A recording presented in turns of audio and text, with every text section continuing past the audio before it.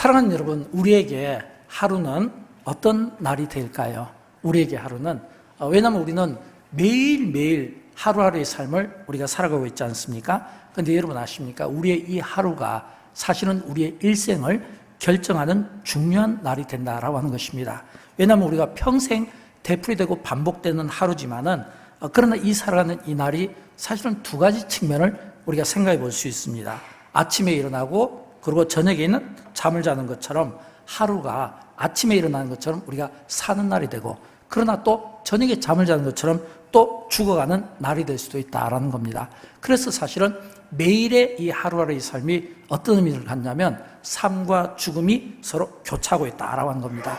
그래서 우리 그리스도인들은 우리가 이 하루를 어떻게 보내는가, 그래서 우리가 매일 일상에 반복된 익숙한 그런 하루가 아니라 매일매일 이 하루하루를 우리가 의미 있게, 중요하게, 가치 있게 보낼 수 있어야 되겠습니다. 어떤 사람은 날마다 죽어가는 것처럼 생각하며 허무하게 보낸 사람도 있을 거예요.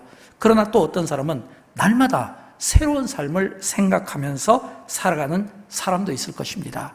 저는 새벽마다 고린도 전후서를 강의하고 있습니다. 제가 이 고린도 이 교회를 향한 바울의 마음을 한번 생각해 봤어요. 바울이 고린도 교회를 향하는 그가 어떤 마음이었을까라고 했을 때 두 가지 마음을 발견하게 됩니다. 하나는 고린도전서 15장 31절에 있는 말씀, 날마다 죽노라, 날마다 죽노라. 그리고 또 하나는 고린도후서 4장 16절에 있는 말씀인데, 우리의 속사람은 날로 새로워지도다, 날로 새로워지도다. 날마다 죽고 날마다 우리의 속사람은 새로워진다라고 하는 겁니다. 바울이 지금 이 두 가지를 동시에 고백하고 있는 거예요. 이건 뭘 뜻할까요? 매일매일 죽을 수 있다는 거예요. 그 죽음을 부인하는 것이 아니라 인정하는, 매일 내가 죽을 수 있다는, 인정하면서, 그러나 또 동시에 매일 나는 하루를 시작하면서 그 하루를 어떻게 살았냐면 새로운 생명력을 가지고 살아가는 이런 멋진 그리스도인의 삶을 살아야겠다. 그래서 삶과 죽음, 이 교차 가운데 날마다 죽노라, 그러나 또 동시에 우리의 속사람은 날마다 새로워진다라고 하는 이 고백을 바울이 고린도 교회를 향해서 고백하고 있다는 겁니다. 그러면 여러분, 우리가 이 날마다의 그의 그 삶 속에서 우리가 보이는 게 다가 아닌 것을 또한 우리는 볼 수 있어야 됩니다. 왜냐하면 우리가 조금 전에 읽었더니 본문 말씀 가운데 보면 18절에 이런 말씀이 나오잖아요. 우리 같이 읽어보도록 할까요? 우리가 주목하는 것은 보이는 것이 아니요 보이지 않는 것이니 보이는 것은 잠깐이요 보이지 않는 것은 영원함이라. 아멘. 그렇거든요. 여기 보면 보이는 것과 보이지 않는 세계가 있다는 겁니다. 두 세계가 있어요. 그런데 이 보이는 것은 어떤 세계냐면 이거는 있다가 없어질 거, 사라질 거, 또는 헐어버릴 거, 또는 낡아질 거. 그러나 보이지 않는 것이 있다는 거예요. 이 보이지 않는 것은 굉장히 중요한 영원한 가치가 있습니다. 왜냐하면 여기 18절 끝에 보니까 보이는 것은 잠깐이요 보이지 않는 것은 영원함이라 이랬거든요. 보이지 않는 것은 영원함이라. 이 말은 이 보이지 않는 것은 영적인 것이고 하나님에 속한 것이고 영원한 것이라는 거예요. 다른 말로는 천국을 여기다가 넣어서 생각할 수 있다라고 하는 겁니다. 그리고 우리는 지난 시간에 이 성령의 능력으로 속사람을 강건케 하라 라고 하는 그 말씀에서 이 속사람에 대해서 제가 설명을 이렇게 드렸습니다. 우리가 성경에서 겉사람과 속사람이 나오는데, 이 겉사람은 낡아질 것이고 잠시 있다가 없어질 것, 사라질 것. 그러나 속사람은 영적인 거라고 말씀드렸잖아요. 영적인 거, 또는 영원히 잘 되는 거, 또는 성령으로 충만한 거, 이렇게 말씀을 드렸잖아요. 그래서 우리는 이 영적인 이 삶에 사실은 우리가 관심을 가져야 되는 거예요. 왜냐하면 우리가 육신의 삶을 살지만 또 동시에 우리는 영적인 삶을 우리가 살아가고 있기 때문입니다. 근데 우리가 이 속사람이 약하다, 이건 여러분 어떤 의미일까요? 이 속사람이 약하다는 것은 믿음이 약하다는 것과 다릅니다. 믿음이 있어도 속사람이 약할 수가 있고 강할 수가 있어요. 믿음이 있어도. 근데 이 속사람은 내가 믿음이 있지만, 그래서 내가 하나님을 믿지만, 그러나 속사람이 약하다는 것은 예를 들어서 흔들릴 수가 있는 거예요. 예를 들어서 누군가가 나에 대해서 이야기한다, 또는 누군가가 지나가는 말로 한마디 딱 던졌을 때 그것이 나에게 시험거리가 된다. 그러면 이건 뭐냐면 믿음은 있지만 내가 속사람이 약하다, 이렇게 볼 수가 있어요. 또는 어떤 인간관계 속에서 뭔가 좀 불편함이 있다, 또는 사람에 대해서 비판하고 판단하고 또는 정죄하고 또는 가르치려고 하는 일이 강하다. 이게 뭐냐면 전부 다 속사람이 약하니까 어떤 대리만족 또는 어떤 내가 누군가를 공격하고 또는 누군가에게 이렇게 뭐냐면 불쾌함을 또는 이런 뭐냐면 예의 없는 이런 행동을 함으로써 자신의 어떤 것을 감추고 싶어하는, 이게 보통 속사람이 약한 사람들의 특징이거든요.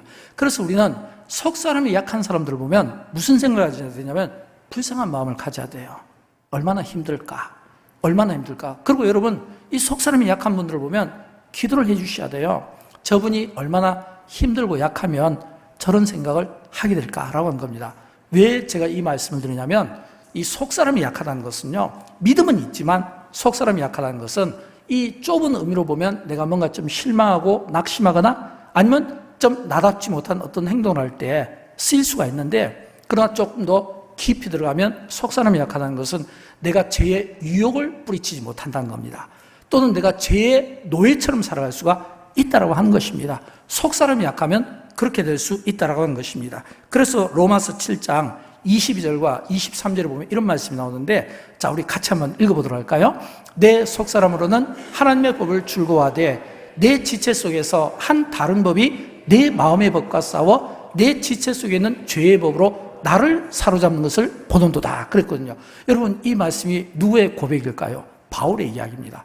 로마서의 저자가 누굽니까? 사도 바울이잖아요. 바울이 이 로마서를 쓸 때 어떤 의미로 썼을까요? 로마에 있는 성도들에게 들려줄 목적입니다. 그러면 로마에 있는 성도들에게 들려줄 목적이라는 것은 이 로마 교회 성도들에게 이 로마서는 뭐가 되냐면 복음서가 돼야 되는 거예요. 복음서. 근데 이 복음서가 되는데 이 복음의 가장 핵심적인 것은 뭐냐면, 복음이 무엇입니까? 복음은 내가 죄인이라는 것을 고백하고 이 죄 문제를 내가 스스로 해결할 수 없기 때문에 나의 이 죄를 해결해 줄 구원자가 필요한 것이고, 그리고 이 내가 죄에서 내가 사함받고, 그리고 내가 좀 성령 충만한 이 삶을 살 수 있도록 성령을 강조한 게 로마서라는 거예요.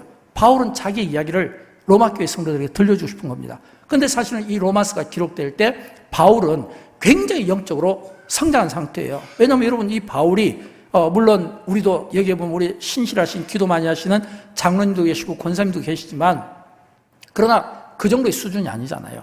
왜냐하면 우리가 이렇게 기도 많이 하시고 성경을 많이 읽고 굉장히 깊은 어떤 연구회를 가지고 있지만, 그러나 바울이 누굽니까? 바울은요, 진짜 이 신약 성경에서 기가 막히게 하나님께서 그를 사용해 써서 진짜 세계 앞에 내놓은 사람 아닙니까? 아시아에서 유럽으로 막 세계 전도 여행하고 선교 여행하고, 그리고 여러 교회를 짓고, 그리고 다니면서 많은 제자들을 삼게 되고, 굉장히 바울이 학문적으로나 영적으로나 신학적으로 굉장히 성장했을 때 그때 로마서를 기록한 거예요. 근데 그 로마서를 기록할 때 이 로마서에서 바울이 어떤 내용을 가지냐면 우리가 죄인이라는 겁니다. 우리가 죄인이라는 거예요. 로마서 3장에서 의인은 없나니 하나도 없다는 거예요. 이 말은 모두 같이 죄인이라는 거예요. 로마서 6장에서는 그래서 죄의 싹은 사망이라는 거예요. 이 말은 뭐냐면 우리 가운데 우리 속에 선한 것이 없다는 거예요. 모두가 다 우리는 죄인이고 그 죄 아래서 결국은 다 죄값으로 사망이라는 거예요. 그러면서 로마서 7장에서 이 바울이 고백하는 겁니다. 어떤 고백을 하냐면, 그래도 나는 복음을 전하고, 그래도 나는 좀 이렇게 사람들에게 선교도 많이 하고, 나름 이렇게 복음서를 전했기 때문에 자기는 좀 괜찮을 줄 알았는데, 보니까 자기 안에 두 마음이 있는 거예요. 내 안에 또 다른 나가 있는 거예요. 그리고 내 안에 또 다른 이 나가 나를 하여금 죄로 만드는데 이 죄가 얼마나 공고한 사람으로 만드는가. 그래서 7장 24절에 바울은 이렇게 고백합니다. 우리가 너무 잘 아는 말씀이잖아요. 오호라, 나는 공고한 사람이로다. 이 사망의 몸에서 누가 나를 건져내라. 여러분, 지금 이 바울의 이 로마서 7장 22절부터 24절까지는 바울의 정직한 고백입니다. 바울이 자기 자신의 그 내면을 돌아보았을 때 그 하나님의 말씀 앞에서 자기 자신 정직하게 죄인이라는 거예요. 깜짝 놀란 거예요. 여러분, 우리가 이런 경우가 있잖아요. 예를 들어서 우리가 이렇게 내가 내 자신을 이렇게 기도하다 보면 나 아닌 나가 있네? 여러분 혹시 그런 생각 없어요? 아니, 나는 하나님 말씀에 붙잡힌 사람이에요. 나는 믿음을 가진 사람이에요. 나는 기도를 많이 하는 사람입니다. 나는 영적인 사람이라고 자부해요. 근데 내 안에 그런 성령으로 충만할 줄 알았던 내 안에 또 다른 내가 있더라는 거예요. 근데 이 또 다른 내가 지금 보니까 내가 원하지 않는 일을 하고 있고, 이 원하지 않는 일을 지금 죄의 노예처럼 살아가고 있다는 거니까, 이 말은 마치 예수님의 제자들이 예수님과 함께 밤새도록 기도할 줄 알았는데 마음은 원해요. 기도하고 싶었어요. 예수님을 따라가고 싶었어요. 근데 뭐냐면 육신이 약해서 졸은 것과 똑같은 이런 이 모습을 우리가 보여줄 수 있다는 겁니다. 바울이 지금 그런 고백을 하는 거예요. 내가 진짜 뭔가 좀 이렇게 의로움이 있을 줄 알았는데 의로움은 발견한 것이었고 온통 죄악뿐이고 그 죄가 결국에 나를 사망으로 이끈다. 그러니까 자기 자신이 얼마나 비참하고 얼마나 부끄럽겠습니까? 그러면서 고백하는 거예요. 누가 이 사망의 몸에서 나를 건져내라. 이 말은 절대로 바울이 그가 아무리 기도를 많이 하고 그가 아무리 신학이 있고 아무리 그가 성령으로 충만하다 하더라도 그것으로 인해서 그가 구원받을 수 없다라고 하는 정직한 자기 인식을 이 지금 바울은 우리에게 보여주고 있다라고 하는 것입니다. 그래서 우리 그리스도인들은요, 속사람이 강해야 돼요. 저는 여러분 지금 여러분에게 이 성령에 대한 설교를 여러분에게 말씀을 드립니다. 제가 처음에 여러분에게 이런 주제를 가지고 설교했어요. 여러분은 성령으로 충만하십니까? 성령으로 충만하십니까? 여러분이 성령을 충만하시다면 그 충만함을 유지하십시오. 왜냐하면 성령으로 충만하더라도 이게 일시적인 성령 충만함이 되면 안 되잖아요. 계속해서 이 성령 충만함이 계속해서 유지되어야 되잖아요. 왜냐하면 우리가 성령 충만함을 유지하지 못하면 성령 충만했던 내가 어느 한순간 소멸되거나 사라질 수가 있거든요. 우리는 충만함도 중요한데 유지하는 게 더 중요하고, 또 우리가 이 성령 충만함을 유지할 때 우리의 속사람을 강건케 하는 거예요. 왜냐하면 이 에베소서 3장 16절에 보면 이런 말씀이 나오잖아요. 우리 같이 읽어보도록 할까요? 그의 성령으로 말미암아 너희 속사람을 능력으로 강건하게 하시오며, 그랬거든요. 그의 성령으로 말미암아 너희 속사람을 능력으로 강건하게 하시오며, 이 말은 성령의 능력으로 너희 속사람을 강하게 하라 이겁니다. 근데 여러분, 이 속사람을 강하게 하려면 어떻게 할까요? 내 안에 이 속사람, 이 영적인 이 충만함을 갖게 하려면 우리는 몇 가지 점검이 필요하다고 했죠. 첫째는 예배 생활의 점검이 필요합니다. 여러분, 예배 생활에 충만하십니까? 똑같은 예배 생활이지만 특별히 주일날 예배는 더 중요하다고 말씀드렸어요. 왜냐하면 하나님의 말씀이 선포되고 말씀을 받으니까. 그래서 이 예배 생활과 이 하나님의 말씀을 받는 이 예배 생활의 이 충만함을 여러분이 유지하고 있는가 스스로 한번 판단해 보시기 바랍니다. 두 번째는 기도의 충만함이죠. 저는 여러분, 예배 생활의 이 충만함을 통해서 기도 생활의 이 충만함이 이어졌으면 좋겠어요. 우리가 조금 전 우리 청소년부 동영상을 보았잖아요. 이 청소년부 동영상을 만드신 분이 아마 그런 기획을 했던 것 같아요. 제가 대화는 나눠보지 않았지만 처음에 시작할 때부터 기도로 시작했잖아요. 그리고 기도로 준비했잖아요. 그리고 부모 이렇게 본다 있으면서 또 기도했잖아요. 그리고 또 예배 시간 때도 기도를 보여줬잖아요. 나중에 캠프파이어. 저는 사실 캠프파이어에서 굉장히 좀 기대 반 우려 반 했습니다. 이거 큰일 났다. 이거 캠프파이어 이 뜨거운데 잘못하다 이거 불씨라도 났다 그러면 얼마나 그런 생각을 했는데, 조그마한 도라무통을 가지고 이것도 캠프파이어더라고요. 이번 처음 배웠습니다. 도라무통으로도 얼마든지 캠프파이어를 할 수 있구나. 이거는 상당한 지혜인 것 같아요. 제가 걱정했던 건 막 숲이 막 우거져 있잖아요. 거기에 아무리 풀장에 물이 있다 할지라도 그 물로 이거 참 만약에 하나라도 이 어려운 문제가 생긴다면 감당할 수 있겠는가라고 했을 때, 그러니까 이게 딱 처음부터 끝까지 전부 다 이 순서가 기도거든요. 저는 이 기도 생활이 계속해서 이어졌으면 좋겠어요. 여러분, 왜냐하면 성령 충만도 이게 일시적이고 단회적이 되면 이 끝나버리면 다시금 회복하기가 어렵습니다. 오히려 기도 생활을 안 하던 분들이 조금씩 올라가는 게 낫죠. 기도 생활을 뜨겁게 하고 막 예배 생활을 뜨겁게 했던 분들이 막 소멸되고 사라지게 되면 다시 그걸 회복하는데 얼마나 힘듭니까? 그러니까 이 기도 생활이 계속 이어지도록 우리 자신들을 우리가 점검해 볼 수 있어야 되는 거예요. 세 번째는 뭐였죠? 헌신이에요. 헌신으로 충만한. 이번에 우리 유치부도 뭐 거의 한 100여 분 정도, 또 우리 청소년도 한 100여 분 정도, 참 감사한 게 자녀들만 포함된 게 아니라 부모들이 같이 했다는 거.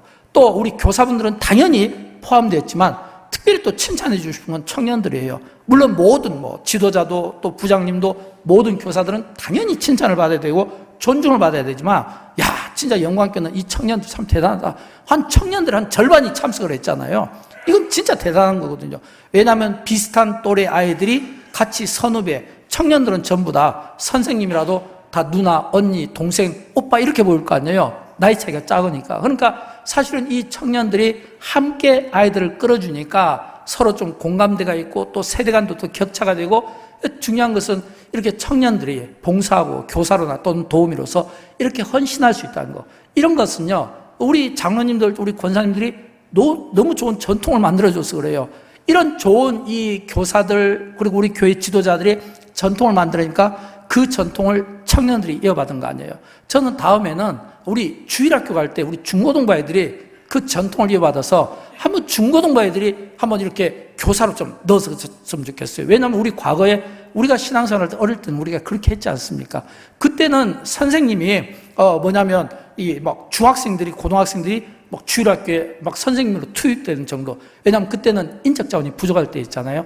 이런 이 헌신의 충만함이 우리에게 필요하다는 겁니다. 저는 여기에다 하나 더 포함을 시키고 싶어요. 뭐냐면 네 번째는 예수로 충만합니다. 예수로 충만함.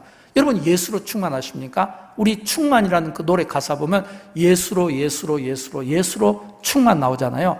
사실은 우리가 예배 충만, 기도 충만, 헌신 충만 못지않게 예수로 충만이 또 중요한 거예요. 예수로 충만하다는 것은 내가 주님 안에 거하는 것이고 주님을 내가 모신다는 그런 의미 아니겠습니까? 이 예수로 충만이라는 것은 어떤 의미일까요? 예수님께서 요한복음 15장 이 포도나무 비유에서 이런 말씀을 해주셨어요. 우리 같이 읽어보도록 합니다. 내 안에 거하라 나도 너희 안에 거하리라. 가지가 포도나무에 붙어있지 아니하면 스스로 열매를 맺을 수 없음 같이 너희도 내 안에 있지 아니하면 그러하리라. 나는 포도나무요 너희는 가지라. 그가 내 안에 내가 그 안에 거하면 사람이 열매를 많이 맺나니 나를 떠나서는 너희가 아무것도 할 수 없음이라. 아멘. 그랬거든요. 내 안에 거하라. 내 안에 가라. 여러분 예수로 충만은 어떤 의미일까요? 예수로 충만은 내가 주님 안에 거하는 겁니다. 또 내가 주님과 안 떨어지는 거예요. 이 말을 바꿔 이야기하면 주님과 연합된 이 관계. 그래서 우리가 주님을 떠나면 아무것도 할 수가 없어요. 그냥 쓸모없이 사람들에게 밟히고 버려질 뿐입니다. 그러나 우리가 주님 안에 있으면, 우리가 주님을 떠나지 않으면 그 안에서 풍성한 열매를 맺을 수 있다는 겁니다. 왜요? 나는 힘이 없고 나는 약하고 나는 부족하지만 그러나 주님은 강하신 분이잖아요. 그 주님의 그 강하심이 막 힘이 세고 싸움을 잘해서 강한 게 아니라 이 주님의 강함, 예수 그리스도의 강함은 어디에서 나옵니까? 십자가에서 나온 거예요. 십자가에서. 다시 말하면 예수 그리스도의 이 강함은 어디에서 시작하냐면 십자가의 삶을 통해 주장하지 않고 십자가의 삶을 통해 낮은 자세로 십자가의 삶을 통해 하나님의 뜻을 구하고 그 하나님의 뜻에 자기 자신을 헌신하고 내어드린 그 삶이 이게 십자가의 삶이에요. 진짜 강한 자는요 자기를 낮춥니다. 자기를 희생시킵니다. 그리고 자기를 죽일 수 있는 사람이 이게 진짜 강한 사람이에요. 가장 약한 사람은 죽지 않으려고 몸부림친 사람이 가장 약한 사람이죠. 여러분 이 죽지 않으려고 하는 이 사람은 뭐예요? 이건 뭐냐면 겉사람이에요. 겉사람은 전부 그냥 눈에 보이는 것으로 모든 것들을 판단하고 결정하잖아요. 그러나 속사람이 강건한 사람은 어떤 의미일까요? 보이지 않는 세계가 있고 보이는 세계에 가치를 두는 것이 아니라 보이지 않는 세계에 가치를 두고 보이는 세계, 예를 들어서 뭐 집, 건물, 자동차, 뭐 예를 들어서 뭐 주식, 뭐 통장 이런 것들은 보이는 것이잖아요. 근데 여러분 아십니까? 이 보이는 것은 반드시 무너질 때가 있어요. 영원할 수가 없는 거예요. 영원한 것은 우리 주님, 보배로우신 주님, 그리고 영원한 가치는 어디에 둬야 될까요? 천국에 두는 겁니다. 이게 영원한 삶이에요. 지금 바울이 예수로 충만했다는 것은 죄송합니다. 지금 이 사도 바울이 예수로 충만했다는 것은 어떤 의미일까요? 내가 지금 주님 안에 있습니다 라고 하는 거예요. 저는 사랑하는 우리 모든 우리 성도님들이 정말 성령으로 충만하고 그 충만함을 유지하고 성령의 능력으로 여러분의 속사람이 강건케 되어서 저는 축복합니다. 여러분 모두가 속사람의 사람, 속사람의 그 강함으로 저는 저와 여러분 우리 인생이 살아들 수 있기를 주님의 이름으로 축원드립니다. 여러분 이 속사람을 입은 사람이 이 삶을 살면 어떤 결과가 나올까요? 속사람으로 사는 인생은 오늘 본문에서 우리가 세 가지를 발견하게 됩니다. 첫째는 뭐냐면 낙심하지 않는 거예요. 낙심하지 않는 거예요. 오늘 16절 말씀 우리 다시 읽어보도록 할까요? 그러므로 우리가 낙심하지 아니하노니 우리의 겉사람은 낡아지나 우리의 속사람은 날로 새로워지도다. 아멘. 우리의 겉사람은 낡아지나 그랬거든요. 우리의 겉사람, 예를 들어서 겉에 외형적인 거, 뭐 우리의 뭐 외모가 될 수도 있고 우리의 건강이 될 수도 있고 우리의 뭐 물질이 될 수도 있고 아니면 내가 막 아끼는 자동차라든지 무엇이 될 수도 있지만 그러나 여러분 이 겉사람은 결국에는 낡아지게 되어 있고 결국에는 후패하게 되는 겁니다. 그러나 속사람은 날로 새로워진다는 겁니다. 날로 새로워진다는 거예요. 근데 지금 바울이 그러므로 우리가 낙심하지 않으니 이렇게 이야기할 때 낙심을 꺼낸 거예요. 왜 바울이 낙심이라는 이 단어를 썼을까요? 여러분 이 낙심은 2000년 전 바울을 가장 괴롭혔던 고린도 교회를 통해서 가장 괴로움을 당했던 낙심이기도 하지만 오늘 이 낙심은 오늘 현대를 살아가는 우리 모든 현대인들을 가장 괴롭히는 것이 또 역시 낙심 아닐까요? 여러분, 오늘 현대를 살아가는 우리 그리스도인들 뿐 아니라 이방인까지 포함해서 현대인들이 가장 스트레스를 어디에서 받고, 그리고 가장 현대인들이 힘들어하는 게 어디입니까? 낙심이에요. 열심히 일했는데 결과가 생기지 않으니까 낙심이고, 내가 뭔가 어떤 것들을 계획했는데 뜻대로 되지 않으니까 낙심이 되고, 내가 뭔가 정말 마음을 열고 누군가와 교제를 하고 싶은데 마음을 열어주지 않으니까 낙심이 되고, 이런저런 나의 열심과 노력과 관계없이 뭔가 뜻대로 되어지지 않는 일들 앞에서 우리는 낙심할 수가 있는 거예요. 근데 문제는 이 낙심을 그대로 놔두면 이게 낙심으로 끝나는 것이 아니라 잠을 이루지 못하게 되고, 또는 정신적인 어떤 어려움을 오기도 하고, 결국은 이 낙심이 굉장히 우리를 초라하게 만들고 굉장히 우리를 비참하게 만든다는 겁니다. 근데 이 현대인들이 낙심이라는 그 병명 앞에서 쩔쩔매고 힘들어하는 모습을 보게 된다는 겁니다. 근데 여러분, 우리가 이 낙심을 이야기하기 전에 우리가 기억해야 될 것은, 이 낙심을 말하기 전에 먼저 우리가 알아야 될 게 있어요. 그건 뭐냐면, 이 낙심은 환경의 문제가 아니라는 겁니다. 이 낙심은 사람의 문제가 아니에요. 어떤 환경이나 어떤 사람의 문제가 아니라, 이 낙심은 우리가 겉사람으로 살기 때문에 생기는 현상이라는 것을 우리가 봐야 됩니다. 왜냐하면 겉은 항상 아무리 깨끗해 보이고 화려해 보이고 멋져 보이더라도 낡게 되어 있거든요.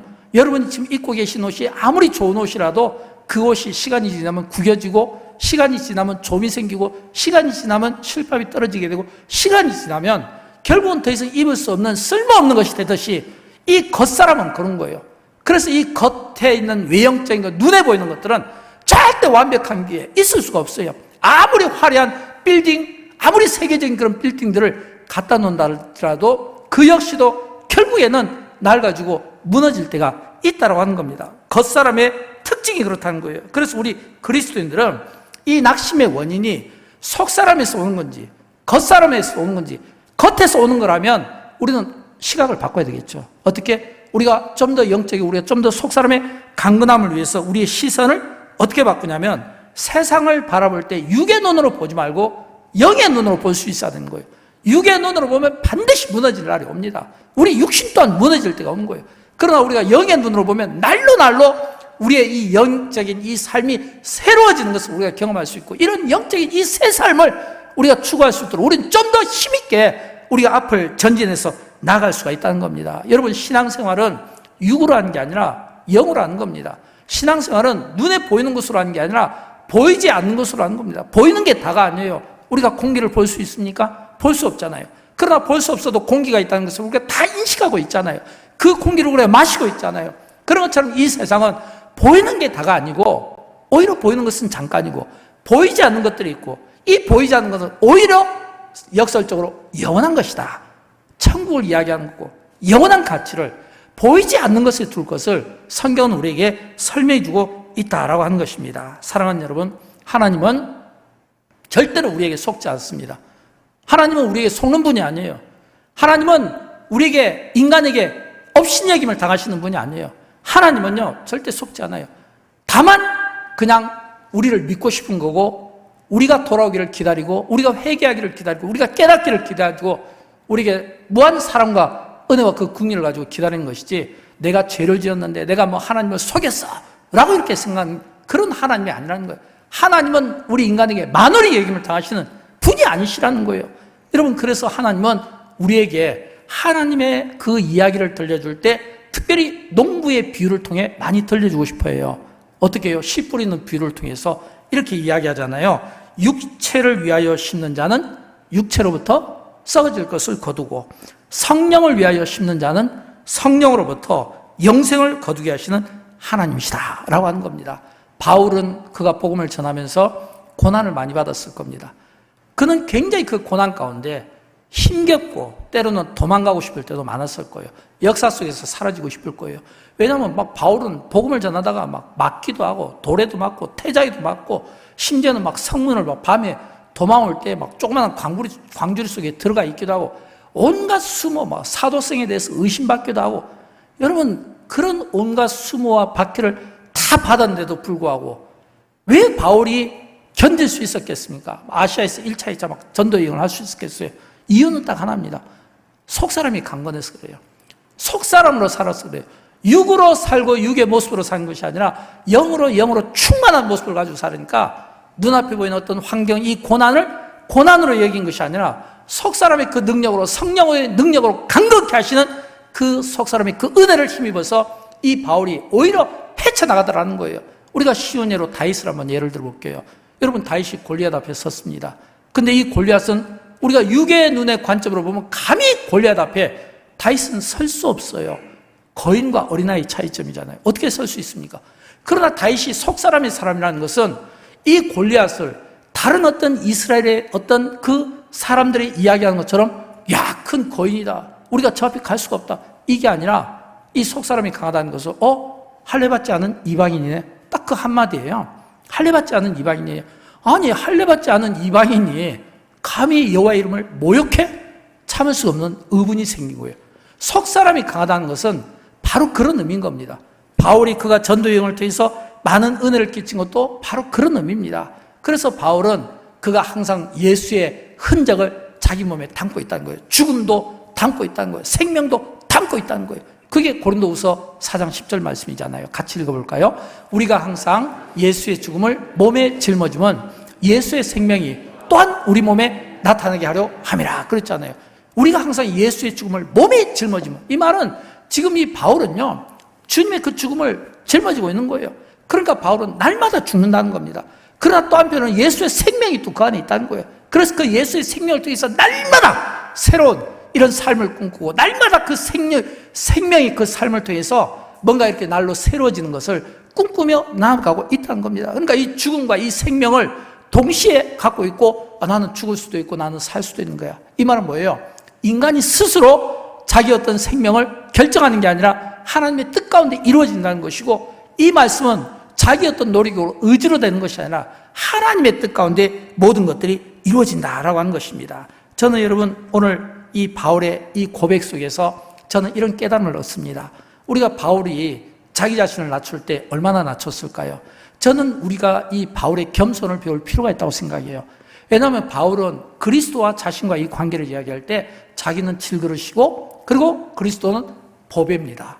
자기는 질그릇이고 보배예요. 근데 여러분, 이 질그릇은 이 그릇 가운데 가장 시시한 그릇이잖아요. 하찮은 그릇이잖아요. 그릇 가운데 가장 볼품없는 게 질그릇이에요. 이 말은 바울이 자기 자신을 놓고 볼 때 자기는 진짜 볼품없고 내세울 것이 없고 자랑할 것이 없고 부족하다 이거예요. 근데 부족한 이 질그릇에 무엇을 담는가? 그릇의 가치는 그 그릇이 무슨 브랜드를 가지고 있나, 그 그릇이 어떤 재료를 사용하고 있나, 이게 중요한 게 아니에요. 그 그릇에 무엇을 담느냐, 이게 중요하죠.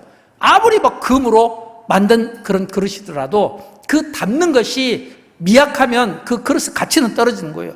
그러나 질그릇이라도 그 그릇에 지금 주님을 담고 있잖아요. 근데 보배라는 표현을 쓰고 있잖아요. 이 말은 질그릇 같은 내가 보배로 오신 주님을 지금 내가 안에서 모시고 있다라고 하는 겁니다. 사랑하는 여러분, 우리를 낙심치 않게 하는 능력은 우리 안에 있는 게 아닙니다. 우리를 낙심치 않게 하는 능력은 내 안에 있는 게 아니에요. 내가 해결하려고 하면 안 돼요. 내 안에 계신 보배로우신 주님, 질그릇인데, 이런 질그릇 같은 나에게 복음을 주신 예수 그리스도, 그 능력이 오늘 나로 하여금 낙심치 않게 한다고 하는 사실을 믿으시기 바랍니다. 이게 복음이 주는 힘이에요. 예수 그리스도의 힘이 바로 여기에서 시작된다고 하는 사실을 믿으시기 바랍니다.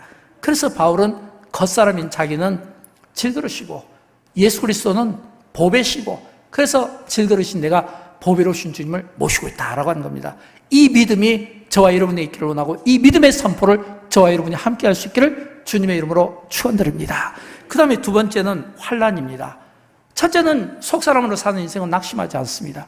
두 번째로 속사람으로 사는 인생은 이 환난을 잠시 받는 것으로 여깁니다. 우리 성경을 좀 읽어보도록 할게요. 고린도후서 4장 7절과 로마서 8장 18절 말씀인데 같이 읽어보도록 합니다. 우리가 잠시 받는 환난에 경한 것이 그리고 영원한 영광에 중한 것을 우리에게 이루게 하매니 현재의 고난은 장차 우리에게 나타날 영광과 비교할 수 없도다. 아멘. 여러분, 성경은 우리에게 환난을 이야기할 때 우리에게 환난이 없다고 이야기하지 않습니다. 모든 그리스도인들은 다 환난이 있습니다. 예를 들어서 이렇게 바람이 불지 않고 날씨가 따뜻하고 전혀 이 바람 미풍 방향이 없어도 우리가 여기 가까운 바닷가에 나가면 그 바닷가에서 그 파도는 움직이고 있잖아요. 어떻게 보면 우리의 삶은 그 바다 위에 서 있는 거예요. 근데 그 바다가 서 있는 내가 그 바다를 보면 그 바다는 항상 움직이고 있다는 거예요. 그러니까 베드로가 그 바다에 딱 예수님 앞에 서 있다가 이 움직이는 이 파도를 보면서 그 믿음이 약해서 떨어져서 예수님께 질타를 받았잖아요. 그런 것처럼 우리가 살아가는 이 세상은 반드시 환란이 있습니다. 바울은 우리에게 환란이 없다고 말하지 않아요. 다만 이 환란이 잠깐이다. 잠깐이다 이렇게 이야기하는 거예요. 그리고 우리가 받게 될 그 영광은 이게 뭐냐면 비교가 안 된다는 겁니다. 여러분 우리가 제일 잘하는 것 중에 하나가 뭐냐면 비교잖아요. 예를 들어서 교회를 비교하고 성도를 비교하고 또는 어떤 재산을 비교하고 뭔가 내가 좀 자신 있고 뭐 어떤 좀 자랑하고 싶은 거 막 비교하잖아요. 막 여러분 비교할 때 그 비교. 근데 이 바울은 이야기하잖아요. 그게 뭐냐면 주님과 그리고 나는 비교가 되지 않는다. 지금의 이 현재 이 고난은 미래에 받게 된 이 영광과는 비교가 되지 않는다. 그러니까 이 환난을 잠깐으로 본 거예요. 미래의 그 영광을 생각한 사람들은, 속 사람이 강건한 사람들은 잠깐으로 보는 거예요. 잠깐. 저는 어떤 의미로 보면 물론 우리가 환난을 받으면 안 되겠지만 그러나 어떤 의미로 보면 이 환난이 우리에게 진짜 유익이고 고난이 진짜 유익이라는 생각을 합니다. 왜냐하면 여러분 평안하시면 어떻게 합니까? 주무시잖아요. 평안하면 주무시잖아요. 아무 걱정 근심 없이 편안하면 여러분 영적으로 성장할 것 같지만 절대 그렇지 않아요. 인간은 간사하기 짝이 없어요. 내가 모든 것들이 평안하고 모든 것들이 풍족하면요 입으로는 엄살을 피울지 모르지만 내 몸은 내 영은 이미 자고 있는 거예요. 영적으로 자고 있는 거예요. 부족함을 느끼지 못하기 때문에 영적으로 자니까 차라리 이 하나님께서는 우리에게 환난이나 또는 고난을 통해서 오히려 우리가 하나님께 그 문제를 가지고 나아가고 오히려 하나님께서 다가오는 우리에게 그 어떤 문제들을 기도를 통해서 응답을 주시기도 하고 해결해 주시기도 하면서 이 환난이 어떤 사람에게는 환난이 되지만 어떤 사람에게는 이 환난이 하나님께 다가가는 기회가 된다 이 말입니다.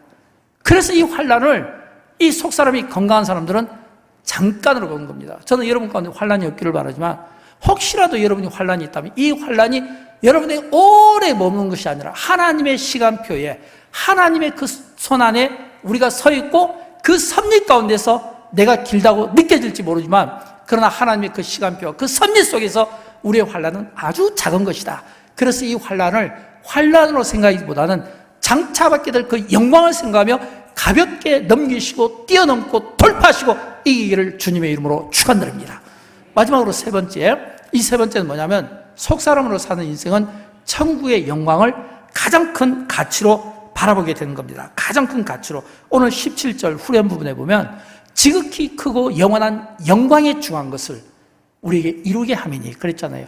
지극히 크고 영원한 영광에 중한 것. 저는 이게 천국의 영광이라고 생각합니다. 이런 이 천국의 영광을 우리가 굉장한 가치를 보고 우리가 생각할 수 있어야 돼요. 사랑하는 여러분, 오늘 본문에 보면 환난은 뭐냐면 잠시라고 되어 있잖아요. 환난은 잠시고 그러면 천국의 영광은 뭐예요? 영원한 것이잖아요. 이 땅은 잠시 있다 없어질 것입니다. 그래서 이 땅을 히브리서는 외국인, 나그네라는 그런 표현을 쓰고 있는 거예요. 그러나 하나님의 나라 천국, 거룩한 곳, 이 주님의 나라가 있는 이 나라는 영원한 것이라고 이야기하는 겁니다. 그러니까 우리는 이 땅을 살아가고 있어요. 그러나 또 동시에 우리는 천국을 소유한 자들입니다. 또 우리는 이 땅에서 눈에 보이는 것을 우리가 살아가고 있지만 그러나 우리는 보이지 않는 세계를 또 보는 영적인 힘이 있습니다. 우리가 이 세상에서 환난을 당합니다. 그러나 이 환난은 잠시고 우리가 받게 될 그 영광은 영원함이라고 성경은 우리에게 말씀하고 있는 겁니다. 그렇다면 속사람의 관점에서 보면 환난은 잠시고 천국의 영광은 영원한 것이고 이 땅은 잠시 있다 떠날 것이고 그리고 천국은 영원한 처소가 되는 겁니다. 그렇다면 잠시 머물게 된 잠시 이 땅에서 이 잠시가 우리에게 주어진 이 하루가 우리 그리스도인들에게는 기회가 될 수 있다는 겁니다. 기회가 될 수가 있다는 거예요. 그 잠시가 어떤 기회요?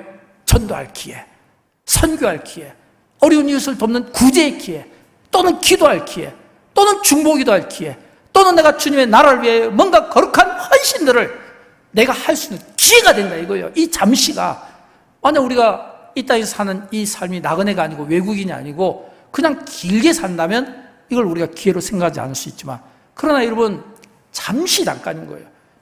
하나님이 언제 나를 데려갈지 알 수가 없는 거예요. 우리가 태어날 때는 순서가 있지만 하나님이 우리가 데려가실 때는 순서가 없잖아요.